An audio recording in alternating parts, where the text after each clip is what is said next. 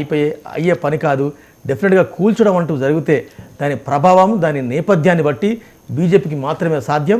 బీజేపీకి ఆ అవకాశాలు లేకపోలేదు అనేది పాపారావు గారి విశ్లేషణ.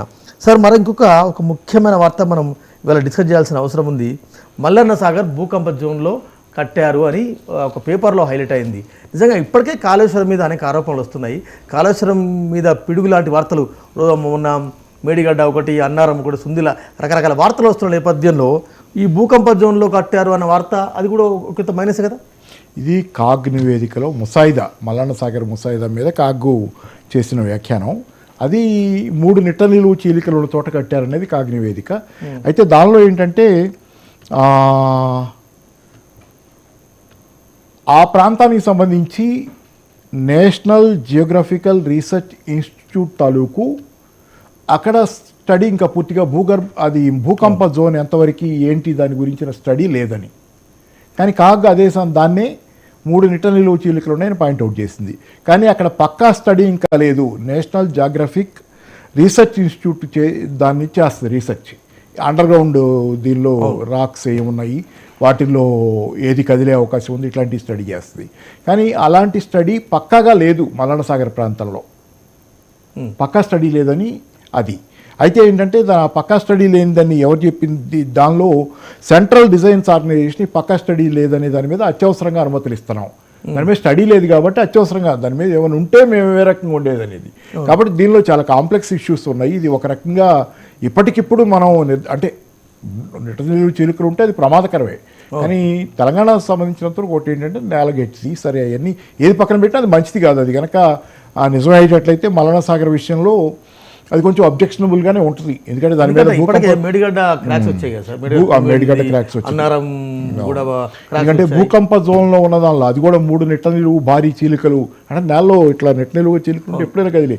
కాబట్టి అది అబ్జెక్షనబుల్, తీవ్రంగా పరిగణలోకి తీసుకోవాల్సిన అవసరం, దానిలో సందేహం ఏం లేదు. అయితే ఏంటంటే మరి ఆ సెంట్రల్ డిజైన్ ఆర్గనైజేషన్ ఎలా అనుమతి ఇచ్చింది, అత్యవసర అనుమతి అయినా ముందు ఆ స్టడీ చేయించుకురమ్మని చెప్పాలి కదా.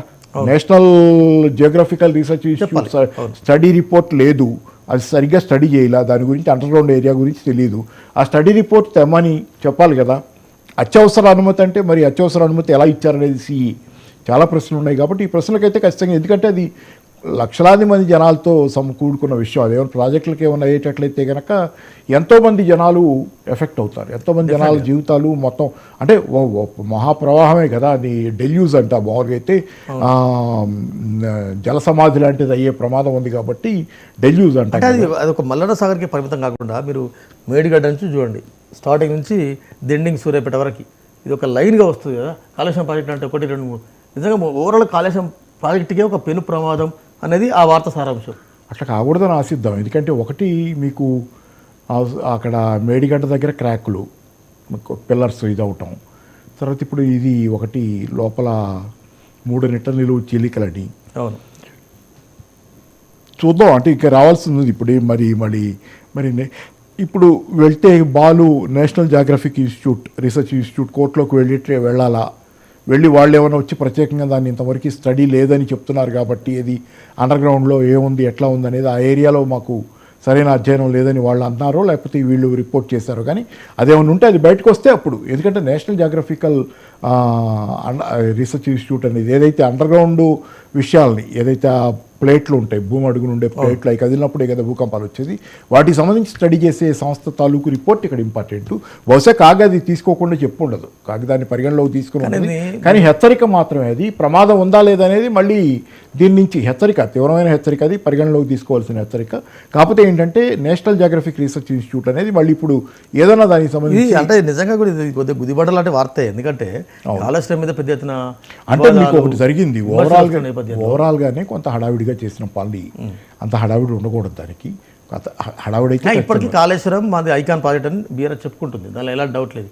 కానీ కాళేశ్వరం అదొక అనవసర ప్రాజెక్టు, అనవసరమైంది కాకపోవచ్చు, అనవసరమైంది కాకపోవచ్చు కానీ హడావిడిది. ఎందుకంటే అనవసరమైందంటే మళ్ళీ ఇప్పుడు ఎండాకాలం నీళ్ళు ఇవ్వలేము ఇవన్నీ. సరే, ఏదైనా ఏంటంటే అనవసరమైన ప్రాజెక్ట్ కాకపోవచ్చు కానీ నేను అనవసరమైందనే దాని విషయంలో చాలా చర్చలు ఉన్నాయి.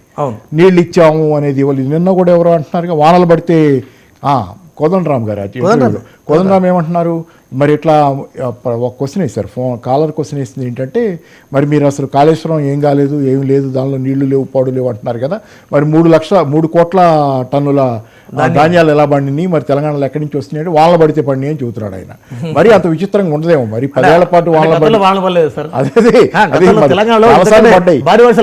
అదే మళ్ళీ అదంతా ఆంధ్ర వాళ్ళు దోచుకుపోయారని మళ్ళీ రేపు పొద్దున కోదండరావు గారు కొత్త వాదన తెస్తారేమో తెలియదు కానీ నాకు అదంతా తెలియదు. కానీ ఏదంటే నేను అనేది ఏంటంటే ఇక్కడ యాంటీ కేసీఆర్ యాంటీ బీఆర్ దానిలో ఎలాంటి అంటే అదే వాళ్ళే కాలర్స్ ఇక్కడ మీరు నేను మాట్లాడుకోవటం కాదు, కాలర్స్ అడుగుతున్నారు ఏమని, మీకు కేసీఆర్ మీద ఇంత ద్వేషం ఎందుకని అడుగుతున్నారు ఆయన్ని.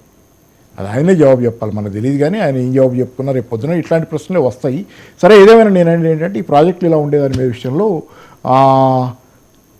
వెంటనే ఏమైనా చేయాల్సినవి ఏమైనా ఉండేటట్టు దానికి సంబంధించి చేయాలి. అంతేగాని కాళేశ్వరం ఏదో ఉత్తిగా అవసరం లేని ప్రాజెక్ట్ అని నేను అనుకుని, ఎవరి వాదనలు వాళ్ళకు ఉన్నాయి కాబట్టి దానిలో కేసీఆర్ గారు టీఆర్ఎస్ వాదనలో టీఆర్ఎస్కి ఉన్నాయి. ఈ ప్రాజెక్ట్ ఎందుకు ఇంపార్టెంట్, ఎత్తిపోతలు తప్పితే ఇంకో దారి లేదు తెలంగాణలో, ఇంకో దారి ఎక్కడైనా చూపిస్తారా, లేదు మన పాలమూరు రంగారెడ్డిలో కూడా ఎత్తిపోతలు కాదంటానికి వీల్లేదు. ఎక్కడైనా మీరు తెలంగాణలో ఏ ప్రాజెక్ట్ చేసినా ఎత్తిపోతలే చేయాలి. ఇక్కడ ఎందుకు కట్టాం, వేరే చోట ఎందుకు కట్టలేదు అనే దగ్గర ఇక్కడ ఎందుకు కట్టాం అనేది వాళ్ళకి, మనకు అంత పెద్ద ఎక్స్పర్ట్లం కాదు కాబట్టి దాని జోలికి పోకుండా ఈ క్రాక్లు ఏవైతే ఉన్నాయో దీని విషయం కానీ మేడిగడ్డ దీనికి సంబంధించి వచ్చినటువంటి పిల్లర్లు కొంగటం కానీ ఆ సమస్యల్ని తీవ్రంగా తెలంగాణ ఏరియా కానీ భూకంపం జూర్లో తక్కువ అవకాశం. డెక్కన్ పీఠభూమి కదా, డెక్కన్ పీఠభూమి అంతా లోపలంతా రాయి అంతా మొత్తం రాయే కదా. మీకు అట్లా ఇట్లా తేడాలు ఉంటే ప్లేట్లు కదలటానికి కూడా ఇప్పుడు తెలంగాణలో ఇప్పుడు హైదరాబాద్లో నాకు తెలిసైతే మరి నేను చిన్న ఏయో స్వల్పంగా అక్కడ ఇక్కడ ఏరియాల్లో ఏదో అని అది కూడా ఏం అవ్వండి అంటే జనరల్గా జరగదని ఆశిద్దాం. కానీ ఏంటంటే ఒక్కసారి స్టడీ చేసుకుంటే మళ్ళీ రీసర్వే ఏదైనా లోపాలు ఉంటాయి. హడావుడైతే జరిగింది ప్రాజెక్టులు కట్టడం, అది ఆయన తాపత్రయం కావచ్చు, తొందరగా ప్రాజెక్టులు పూర్తి చేసి ఒక పేరు తెచ్చుకోవాలని కావచ్చు, లేకపోతే తొందరగా మేలు జరుగుద్ది ప్రజలకి చేద్దాం అనేది ఏదైనా కావచ్చు, మనసులో మాట ఏదైనా హడావుడైతే జరిగింది అనేది నిజం. రైట్. ఇంకొక ముఖ్యమైనది, మళ్ళీ జిల్లాల పునర్విభజన తప్పదా, పునర్విభజన జరుగుతుందా, పునర్రేకీకరణ జరుగుతుందా, ఇక్కడ ఎన్ని జిల్లాలు అవసరం లేదని హడావుడిగా జిల్లాల పునర్విభజన చేసిన మన సీఎం అన్నారు. ఎంత కూడా పార్లమెంట్ ఎన్నికల తర్వాత పెద్ద షాకింగ్ వార్తలే ఉండేటట్టు నాకైతే అనిపిస్తుంది. అంటే పార్లమెంటు తర్వాత నిజంగా అలా అసలు ఏపీ ఇది ఒక కేసు స్టడీ చెప్తున్నారు పార్లమెంట్ నియోజకవర్గాల వారిగా జిల్లాల. అంటే వీళ్ళు అనేది ఏంటంటే ఇక్కడ రేవంత్ రెడ్డి గారు వీళ్ళు ఇది పొలిటికల్గా ఆయన డివైడ్ చేశాడు, 33 జిల్లాలు చేశారు కదా, ఇది పొలిటికల్ డివిజను. అది దానిలో ఏమైందంటే కొన్ని ఎమ్మెల్యే స్థానాలు చిన్న జిల్లాల్లో ఏమైనాయి అంటే 2 జిల్లాల్లో పడ్డాయిపోయి ఒకే ఎమ్మెల్యే స్థానం ఆ జిల్లాలో కాస్త ఈ జిల్లాలో కాస్త ఉన్నటువంటి పరిస్థితి ఉంది. ఇట్లాంటివి జరగకూడదు కాబట్టి దాన్ని ఏదో సర్దిస్తారని ఆయన, సరే అది పెద్ద ఇమీడియట్ టాపిక్ కాదు కానీ ఆయన ఎత్తుకున్నాడు. దాన్ని ఎత్తుకున్న దానిలో క్వశ్చన్ ఏంటంటే ఇక్కడ ఆయనకి మోడల్గా బహుశా ఆంధ్రప్రదేశ్ తాలూకు ఎంపీ స్థానాల ప్రకారం చేసిన విభజన, నియోజకవర్గాల విభజన. నియోజకవర్గాలు 25 ఎంపీ స్థానాలు ఉన్నాయి ఏపీలో, 26 జిల్లాలు ఇవి 26 జిల్లాలు అంటే నియోజకవర్గానికి ఒక జిల్లా అట్లా అయిందనేది దాన్నే ఇక్కడ మోడల్గా తీసుకుంటే 17 జిల్లాలు అవుతాయి అనేది. అయితే ఇక్కడ మరీ ఇంకొక బేసిక్ క్వశ్చన్ సింపుల్గా చెప్పాలి ఫైనల్గా దాని విషయంలో అంటే, మరీ ఇంకా బేసిక్ క్వశ్చన్ ఏంటంటే కనుక మీకు తెలంగాణ ఆంధ్రప్రదేశ్లో ఎమ్మెల్యే నియోజకవర్గాల పునర్విభజన 2026లో జరగాలి. అలాగే పార్లమెంట్ నియోజకవర్గాలు దేశవ్యాప్తంగా కూడా పునర్విభజన 2026లో జరగాలి. జరిగినప్పుడు సరే నియోజకవర్గాల సంఖ్య తగ్గుద్ది, తెలంగాణలో భయాలు ఉన్నాయి మనకి, ఆంధ్రాలో తగ్గుతాయి అని జనాభా. ఇప్పుడు మళ్ళీ దాని ప్రకారం మళ్ళీ పునర్విభజనని మళ్ళీ మార్చుకుంటారా? వెయిట్, ఎందుకంటే మీరు ఇప్పుడే అధికారంలోకి వచ్చారు 23, ఇది 24 అధికారంలోకి వచ్చారు, 29 దాకా ఉండాలి మీరు లెక్క ప్రకారం 29 దాకా ఉండాలంటే మీరు 26లో జరిగే పునర్విభజన తర్వాత జిల్లాలు చూసుకోవటం అది బెటర్. ఒకవేళ అలా చేసుకోదలుచుకుంటే తొందరపడి ఇప్పుడే చేస్తే మళ్ళీ 26లో ఏం చేస్తారు, మళ్ళీ నియోజకవర్గాలు ఎంపీ నియోజకవర్గాల గీతలు మారితే కనుక చుట్టూ ఎక్కడెక్కడ ఏ నియోజకవర్గం అనేది మళ్ళీ దాని ప్రకారం పునర్విభజన చేస్తారా? కాబట్టి ఏంటంటే ఇట్ ఈస్ టూ ఎర్లీ. ఇంకో రాష్ట్ర ముఖ్య